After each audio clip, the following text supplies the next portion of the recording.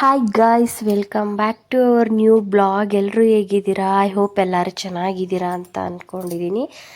Guys, ಇವತ್ತು ನಮ್ಮೂರಲ್ಲಿ ಮಾರಮ್ಮನ ಹಬ್ಬ ಇದೆ. 20 ಇಯರ್ಸ್ ಆಫ್ಟರ್ 20 ಇಯರ್ಸ್ ಆದಮೇಲೆ ಮಾರಮ್ಮನ ಹಬ್ಬ ಮಾಡ್ತಾ ಇರೋದು. ನಾವು ತುಂಬ ಚಿಕ್ಕವರಿದ್ವಿ, ಇನ್ನು ಆವಾಗ ಮಾರಮ್ಮಂದು ಹಬ್ಬ ಆಗಿತ್ತು ಒಂದು ಸಾರಿ. ಇದು ನಾನು ನೋಡ್ತಾ ಇರೋದು ಸೆಕೆಂಡ್ ಟೈಮ್, ಇದು 2ನೇ ಸಾರಿ ಹಬ್ಬ ನೋಡ್ತಾ ಇರೋದು. ತುಂಬ ಚಿಕ್ಕವರಿದ್ವಿ, ಪ್ರೈಮರಿ ಓದ್ತಿದ್ವಿ ಅನಿಸುತ್ತೆ, ಆವಾಗ ಆಗಿರೋದು ಹಬ್ಬ. ಸೊ ಇವಾಗ 20 ಇಯರ್ಸ್ ಆದಮೇಲೆ ಮತ್ತೆ ಮಾರಮ್ಮನ ಹಬ್ಬ ಬಂದಿದೆ. ಆ್ಯಕ್ಚುಲಿ ಇದು 9 ಇಯರ್ಸ್ ಒನ್ಸ್ ಮಾಡ್ತಿದ್ರು ಅಂತೆ ಅವಾಗೆಲ್ಲ. ಆಮೇಲೆ ಮತ್ತೆ ನಾವು ಆಂಜನೇಯನ ದೇವಸ್ಥಾನದ್ದು ಕನ್ಸ್ಟ್ರಕ್ಷನ್ ಸ್ಟಾರ್ಟ್ ಮಾಡಿದರು ಅಲ್ವಾ, ಅದಕ್ಕೋಸ್ಕರ ಸ್ವಲ್ಪ ಡಿಲೇ ಆಯಿತು. ಆಂಜನೇಯನ ದೇವಸ್ಥಾನ ಎಲ್ಲ ಮುಗಿದ ಮೇಲೆ, ವಿಗ್ರಹ ಪ್ರಾಣ ಪ್ರತಿಷ್ಠಾಪನೆ ಎಲ್ಲ ಮುಗಿದ ಮೇಲೆ ಮಾರಮ್ಮನ ಹಬ್ಬ ಮಾಡಬೇಕು ಅಂತ ಎಲ್ಲರೂ ಮಾತಾಡ್ಕೊಂಡಿದ್ರು ಊರಲ್ಲಿ. ಸೊ ಅದೇ ರೀತಿಯಾಗಿ ಆಂಜನೇಯನ ದೇವಸ್ಥಾನದ್ದು ಎಲ್ಲ ಪ್ರಾಣ ಪ್ರತಿಷ್ಠಾಪನೆ ಮುಗೀತು ಅಲ್ವಾ. ಲಾಸ್ಟ್ ವಿಡಿಯೋದಲ್ಲಿ ನಾನು ವಿಡಿಯೋ ಒಂದು ಮಾಡಿಬಿಟ್ಟು ಹಾಕಿದ್ದೆ, ನೋಡಿಲ್ಲ ಅಂದರೆ ಒಂದು ಸಾರಿ ಚೆಕ್ ಮಾಡಿ. ಅದೆಲ್ಲ ಮುಗಿದ ಮೇಲೆ ಯುಗಾದಿ ಹಬ್ಬ ಆಗಿಬಿಟ್ಟು 9 ಡೇಸಿಗೆ ಮಾರಮ್ಮನ ಹಬ್ಬ ಮಾಡ್ತಾಯಿದ್ದೀವಿ. ತುಂಬ ಗ್ರ್ಯಾಂಡಾಗಿದೆ ಗೈಸ್. ಏನಕ್ಕೆ ಅಂದರೆ 20 ಇಯರ್ಸ್ ಆದಮೇಲೆ ಮಾರಮ್ಮನ ಹಬ್ಬ ಮಾಡ್ತಿರೋದು. ಸೊ ಹಾಗಾಗಿ ತುಂಬಾ ಗ್ರ್ಯಾಂಡಾಗಿ ಸೆಲೆಬ್ರೇಟ್ ಮಾಡ್ತಾಯಿದ್ದಾರೆ ಎಲ್ಲರ ಮನೆಯಲ್ಲೂ. ಒಂಥರ ಫುಲ್ಲು ಹಬ್ಬದ ವಾತಾವರಣ. ಗೈಸ್, ಇದು ಮಂಗಳವಾರದ ದಿವಸ ನೈಟು ನಾವು ದೇವಸ್ಥಾನಕ್ಕೆ ಹೋಗಿದ್ವಿ, ಮಾರಮ್ಮನ ದೇವಸ್ಥಾನಕ್ಕೆ ಪೂಜೆ ಮಾಡಿಸ್ಕೊಂಬರೋದಕ್ಕೆ. ಆವಾಗಿಂದು ಇದು ನಾನು ಇಲ್ಲಿ ಬ್ಲಾಗ್ನ ಮಾಡ್ಕೊಂಡಿರೋದು. ಗೈಸ್, ಏನು ಗೊತ್ತಾ, ನಮ್ಮೂರಲ್ಲಿ ಒಂಥರ ಫುಲ್ಲು ಪ್ಯಾಲೇಸ್ ಥರ ಮಾಡಿಬಿಟ್ಟಿದ್ರು. ಮಂಟಪ ಮಾತ್ರ ಸೂಪರಾಗಿ ಫುಲ್ ಗೋಲ್ಡಲ್ಲೇ ಮಂಟಪ ಮಾಡಿದರು. ಮಾರಮ್ಮನ ಮಂಟಪ, ಮಾರಮ್ಮ ದೇವಿ, ಮಾರಿಕಾಂಬಾ ದೇವಿ ಕೂತ್ಕೊಳ್ಳೋ ಮಂಟಪನ ತುಂಬ ಚೆನ್ನಾಗಿ ಮಾಡಿದರು. ಆ ಮಾರಮ್ಮ ದೇವಿ ದೇವಸ್ಥಾನ ಈ ಕಡೆ ರೈಟ್ ಸೈಡಲ್ಲಿದೆ. ಸೊ ಅಲ್ಲಿ ಹೋಗ್ಬಿಟ್ಟು ನಾವು ಎಲ್ಲ ಪೂಜೆ ಮಾಡಿಸ್ಕೊಂಡು ಬಂದ್ವಿ. ಮಾರಮ್ಮ ಇವಾಗ ದೇವಸ್ಥಾನದಲ್ಲಿದ್ದಾರೆ. ನೆಕ್ಸ್ಟು ಮಾರ್ನಿಂಗ್ 4 o'clock 5 o'clock ಅನ್ನೋಷ್ಟರೊಳಗೆ ಇಲ್ಲಿ ಮಂಟಪ ಮಾಡಿದ್ದಾರೆ ಅಲ್ವಾ, ಗೋಲ್ಡ್ ಕಲರಲ್ಲಿ ಮಂಟಪ. ಆ ಮಂಟಪದಲ್ಲಿ ಮಾರಮ್ಮ ಕಟ್ಟೆ ಮೇಲೆ ಮಾರಮ್ಮ ದೇವಿನ ಕೂರಿಸ್ತಾರೆ. ಇದು ನೋಡಿ ಗೈಸ್, ಇದು ಮಾರಿಕಾಂಬಾ ದೇವಸ್ಥಾನ ಅಂತ ಹೇಳಿದ್ನಲ್ವಾ, ಇದೇ ಮಾರಮ್ಮ ದೇವಿ ದೇವಸ್ಥಾನಕ್ಕೆ ಹೋಗಿದ್ದು. ಇಲ್ಲಿ ನೋಡಿ ಎಷ್ಟು ಜನ ಇದ್ದಾರೆ, ತುಂಬಾ ರಶ್ ಇತ್ತು, ಸಖತ್ತು ಜನ ಇದ್ದರು. ಒಂದು ಸ್ವಲ್ಪ ಅಲ್ಲಾಡೋಕ್ಕೂ ಜಾಗ ಇದ್ದಿಲ್ಲ, ಅಷ್ಟೊಂದು ರಶ್ ಇತ್ತು ಗೈಸ್. ಇದು ನೋಡಿ ನಮ್ಮ ಮಾರಿಕಾಂಬಾ ದೇವಿದು ಮಂಟಪ ರೆಡಿ ಮಾಡಿರೋ ಮಂಟಪ, ಎಷ್ಟು ಗ್ರ್ಯಾಂಡಾಗಿ ಮಾಡಿರೋ ಅಂಥ ಮಂಟಪ ನೋಡಿ. ಫುಲ್ಲು ಗೋಲ್ಡ್ ಇದರಲ್ಲೇ ಮಂಟಪ ಮಾಡಿದ್ದಾರೆ. ಎಷ್ಟು ಚೆನ್ನಾಗಿ ಮಾಡಿದ್ದಾರೆ ನೋಡಿ ಗೈಸ್. ಇದನ್ನೇನಿಲ್ಲ ಅಂದರೆ 1 ಮಂತ್ ಇದನ್ನು ಮಾಡ್ತಾಯಿದ್ರು. ಹಬ್ಬ ಸ್ಟಾರ್ಟ್ ಆಗೋಕ್ಕಿಂತ ಮುಂಚೆಯಿಂದನೂ ಸ್ಟಾರ್ಟ್ ಮಾಡಿದ್ರು ಇದನ್ನು ಮಂಟಪ ರೆಡಿ ಮಾಡೋಕ್ಕೆ. ಇಲ್ಲಿ ನೋಡಿ ಗೈಸ್, ಎಷ್ಟು ಚೆನ್ನಾಗಿ ಮಾಡಿದ್ದಾರೆ ಮಾರಮ್ಮ ದೇವಿದು ಮಂಟಪನ, ತುಂಬ ಚೆನ್ನಾಗಿ ಮಾಡಿದ್ದಾರೆ. ಸಖತ್ ಖುಷಿ ಆಗುತ್ತೆ ಈ ಥರ ಎಲ್ಲ ನೋಡೋಕ್ಕೆ. ಇನ್ನು ಮಾರಮ್ಮ ದೇವಿ ಮಂಟಪದೊಳಗಡೆ ಕೂತ್ಕೊಂಡಿಲ್ಲ.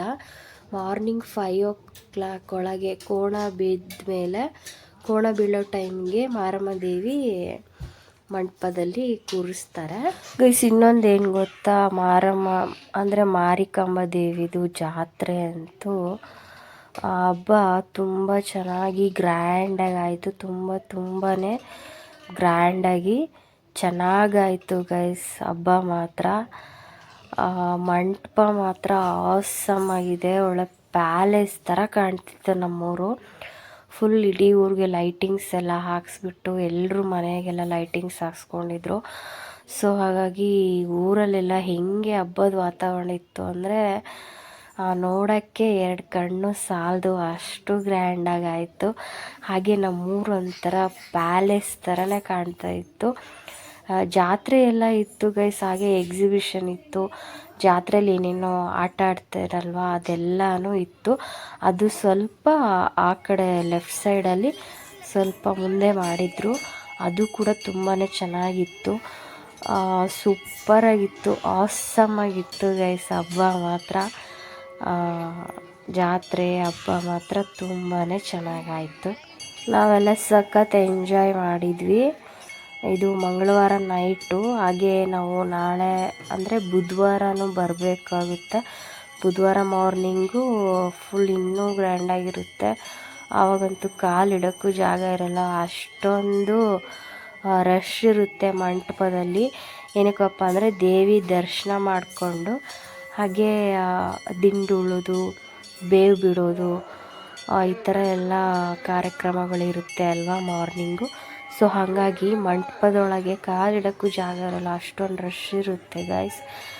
ಇವಾಗ ನೋಡಿ ನಾವು ಇಲ್ಲಿ ಆಂಜನೇಯ ದೇವಸ್ಥಾನದಿಂದ ಸ್ವಲ್ಪ ಮುಂದೆ ಹೋಗ್ತಾ ಇದ್ದೀವಿ. ಇಲ್ಲಿ ದೇವಸ್ಥಾನ ಇದೆ. ಹಾಗೆ ಎಲ್ಲ ದೇವಸ್ಥಾನಕ್ಕೆ ಹೋಗ್ಬಿಟ್ಟು ನಾವು ರಿಟರ್ನ್ ಮನೆಗೆ ಹೋದ್ವಿ. ಆದರೆ ಮಾತ್ರ ಎಲ್ಲರೂ ಮಕ್ಕಳು ನಾವು ಎಲ್ಲರೂ ತುಂಬಾ ಎಂಜಾಯ್ ಮಾಡಿದ್ವಿ ಗೈಸ್. ಇಲ್ಲಿ ನೋಡಿ ಹಿಂಗೆ ಕಾಣ್ತಾ ಇದೆ, ಸಖತ್ತಾಗಿ ಕಾಣ್ತಾ ಇದೆ. ಇದು ಬಸವೇಶ್ವರ ಟೆಂಪಲ್ಲು ಗೈಸ್. ಈ ಕಡೆ ರೈಟ್ ಸೈಡಲ್ಲಿ ಎಷ್ಟು ಜನ ಹೆಂಗಿದೆ ನೋಡಿ ಗೈಸ್. ಒಳ್ಳೆ ಪ್ಯಾಲೇಸ್ ನೋಡ್ದಂಗೆ ಅನಿಸುತ್ತೆ. ತುಂಬಾ ಚೆನ್ನಾಗಿದೆ ಗೈಸ್. ಇಲ್ಲಿ ನೋಡಿ ಎಷ್ಟು ಜನ ಇದ್ದಾರೆ. ಹಾಗೆ ದೇವಸ್ಥಾನಗಳೆಲ್ಲ ಹೇಗೆ ಕಾಣ್ತಾ ಇದೆ, ತುಂಬಾ ಚೆನ್ನಾಗಿತ್ತು ಗೈಸ್. ಎಲ್ಲ ಹಬ್ಬ ಎಲ್ಲ ಗ್ರ್ಯಾಂಡಾಗಿ ಆಯಿತು, ತುಂಬ ಸೂಪರಾಗೆ ಆಯಿತು ಅಂತ ಹೇಳ್ಬೋದು ಗೈಸ್. ಹಾಗೆ ಈ ಬ್ಲಾಗ್ನ ಯಾರಾದರೂ ನೋಡ್ತಾ ಇದ್ದರೆ ಪ್ಲೀಸ್ ಇಷ್ಟ ಆದರೆ ಸಬ್ಸ್ಕ್ರೈಬ್ ಮಾಡಿ, ಹಾಗೆ ಲೈಕ್ ಮಾಡಿ, ಕಮೆಂಟ್ ಮಾಡಿ ಗೈಸ್. ನಮ್ಮೂರಿಗೆ ಯಾರ್ಯಾರು ಜಾತ್ರೆಗೆ ಬಂದಿದ್ರಿ ಮಾರಿಕಾಂಬ ಜಾತ್ರೆಗೆ ಅಂತ ನಾನು ಕಮೆಂಟ್ ಮಾಡಿಬಿಟ್ಟು ಹೇಳಿ. ಹಾಗೆ ಪ್ಲೀಸ್ ಸಬ್ಸ್ಕ್ರೈಬ್ ಮಾಡಿ, ಸಪೋರ್ಟ್ ಮಾಡಿ ಗೈಸ್. ಹಾಗೆ ನೋಡ್ತೀರಾ ಸಬ್ಸ್ಕ್ರೈಬ್ ಆಗಲ್ಲ, ಸೊ ಪ್ಲೀಸ್ ಸಬ್ಸ್ಕ್ರೈಬ್ ಮಾಡಿ. ಹಾಗೆ ನೀವು ಜಾತ್ರೆಗೆ ಯಾರು ಬಂದಿದ್ದರೆ ನಮ್ಮೂರಿಗೆ ಹಳೆ ಕುಂದವಾಡಕ್ಕೆ ಜಾತ್ರೆಗೆ ಯಾರು ಬೇರೆ ಊರಿನವರು ಬಂದಿದ್ದಿದ್ರೆ ಈ ಬ್ಲಾಗ್ನ ನೋಡ್ತಾ ಇದ್ದರೆ ಅವರೆಲ್ಲರೂ ನಂಗೆ ಒಂದು ಲೈಕ್ ಕೊಡಿ, ಹಾಗೆ ಸಬ್ಸ್ಕ್ರೈಬ್ ಕೂಡ ಮಾಡ್ಕೊಳ್ಳಿ. ಕನ್ನಡ ಬ್ಲಾಗರ್ಸಿಗೆ ಸಪೋರ್ಟ್ ಮಾಡಿ ಗೈಸ್. ಹಾಗೆ ಎಲ್ಲ ಫುಲ್ ವಿಡಿಯೋ ನೋಡಿಬಿಟ್ಟು ನಂಗೆ ಸಪೋರ್ಟ್ ಮಾಡಿ.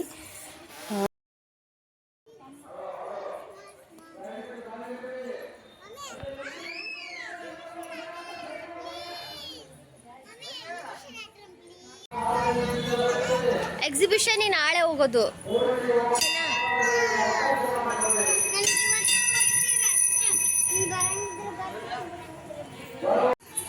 ಕಲಾ ಲಕ್ಕಿ ಲಕ್ಕಿ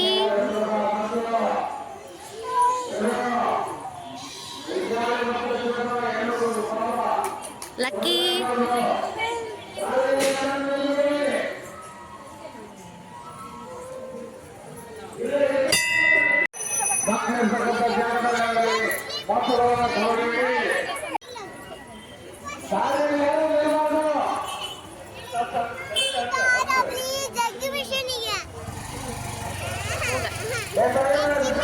ಹೋಗೋಣ.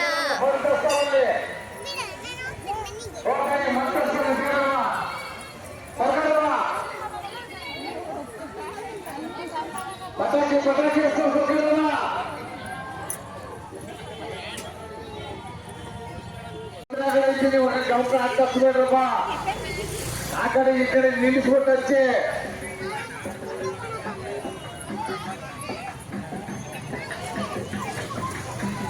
ಯಾವುದೇ ಪಟಾಕಿ ಹಚ್ಚಿ ನಮ್ಮ ಆಂಜನೇಯ ಸ್ವಾಮಿ ದೇವಸ್ಥಾನದ ಪಕ್ಕದಲ್ಲಿ ಹಚ್ಚಿ ರೋಡ್ನಲ್ಲಿ ಯಾರು ಹಚ್ಚಬಾರ್ದು.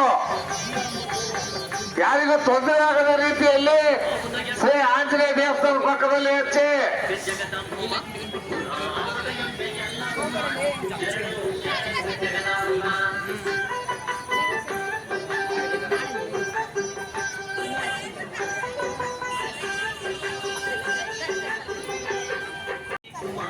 ದಯವಿಟ್ಟು ಪೂಜೆಗೆ ಹೋಗ್ತಕ್ಕಂಥ ತಾಯಿದ್ರು ಹೋಗ್ಬೇಕು. ನಡುವೆ ದಾರಿಯಲ್ಲಿ ನಿಂತಿರ್ತಕ್ಕಂಥ ಗಂಡು ಮಕ್ಕಳು ತಾಯಿಯಂದ್ರಿಗೆ ದಾರಿ ಮಾಡಿಕೊಡಿ. ಯಾರೋ ನಿಂತ್ಬಿಟ್ಟು ಇದನ್ನ ಮಾಡೋದು ಬೇಡ.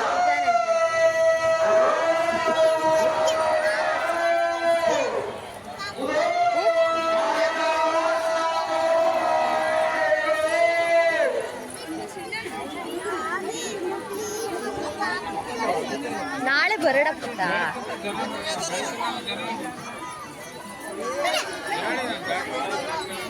ಪ್ರೇಕ್ಷಕರಲ್ಲಿ ವಿನಂತಿ, ಹೆಣ್ಣು ಮಕ್ಕಳಿಗೆ ದೇವಿಯ ದರ್ಶನಕ್ಕೆ ಸರಾಗವಾಗಿ ಹೋಗಿ ಒಂದಲ್ಲ ಗಲಿಬಿಲಿಯನ್ನು ಉಂಟು ಮಾಡಬೇಡಿ. ಸಮಾಧಾನಕರವಾಗಿ ನಿಧಾನವಾಗಿ ದರ್ಶನವನ್ನು ಪಡೆದುಕೊಂಡು ಬನ್ನಿ. ಪೂಜೆಗೆ ಭಕ್ತಾದಿಗಳು ಬೇರೆ ಏನಾದ್ರೆ ಎಡಭಾಗದಲ್ಲೇ ಹೋಗ್ಬೇಕು. ಆ ಕಡೆಯಿಂದ ಬರ್ತಕ್ಕಂಥವ್ರು ಆ ಕಡೆ ಎಡಭಾಗದಲ್ಲಿ ಬರಬೇಕು ಅಂತ ಕೇಳ್ಕೊಳ್ತಾ ಇದ್ದೇವೆ. ಅದೇ ರೀತಿ ಯಾರು ರೋಡಿನಲ್ಲಿ ನಿಲ್ಲಬಾರದು. ಪೂಜೆಗೆ ಹೋಗ್ತಕ್ಕಂಥವ್ರಿಗೆ ಅವಕಾಶ ಮಾಡಿಕೊಡಿ. ದಾರಿಯಲ್ಲಿ ನಿಂತು ಮಾತಾಡುವುದಾಗ್ಲಿ, ಫೋಟೋ ತೆಗೆಯೋದಾಗ್ಲಿ ಯಾರು ಮಾಡಬಾರದು. ತಾಯಂದ್ರಿಗೆ ಅವಕಾಶ ಮಾಡಿಕೊಡಿ ಅಂತ ತಮ್ಮಲ್ಲಿ ಕಳಕಳಿ ಎಂಬುದು ಆ ಕಾರ್ಯಕ್ರಮಕ್ಕೆ ಭಾಗವಹಿಸಲು ಬೇಡಿಕೊಳ್ಳುತ್ತಾ, ಪೂಜೆಗೆ ಹೋಗ್ತಕ್ಕಂಥವರು ದಯವಿಟ್ಟು ಹೆಣ್ಣು ಮಕ್ಕಳಿಗೆ ದಾರಿ ಮಾಡಿಕೊಡಿ.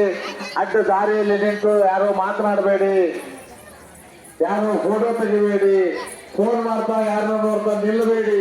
ಹೋಗುವವರಿಗೆ ದಾರಿ ಮಾಡಿಕೊಡಿ. ದೇವಿ ದರ್ಶನಕ್ಕೆ ಹೋಗ್ತಕ್ಕಂಥ ಭಕ್ತಾದಿಗಳಿಗೆ ಜಾಗ ಮಾಡಿಕೊಡ್ರಿ. ದರ್ಶನ ಮಾಡಿದ್ರೆಲ್ಲ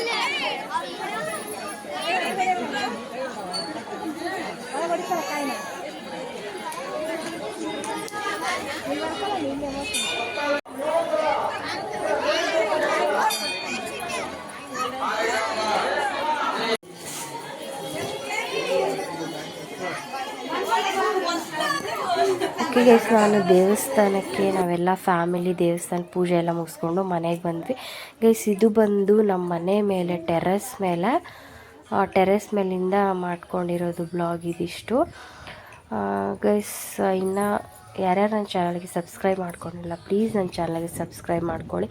ಇಷ್ಟೋ ತನಕ ಈ ಬ್ಲಾಗ್ನ ಪೇಷನ್ಸಿಂದ ನೋಡಿದ್ದಕ್ಕೆ ತುಂಬಾ ಥ್ಯಾಂಕ್ಸ್ ಗೈಸ್ ಎಲ್ರಿಗೂ. ಹೀಗೆ ನನಗೆ ಯಾವಾಗಲೂ ಸಪೋರ್ಟ್ ಮಾಡ್ತಾಯಿರಿ. ಮತ್ತು ನಾನು ನ್ಯೂ ಬ್ಲಾಗಲ್ಲಿ ಮತ್ತೆ ಸಿಗ್ತೀನಿ. Thank you so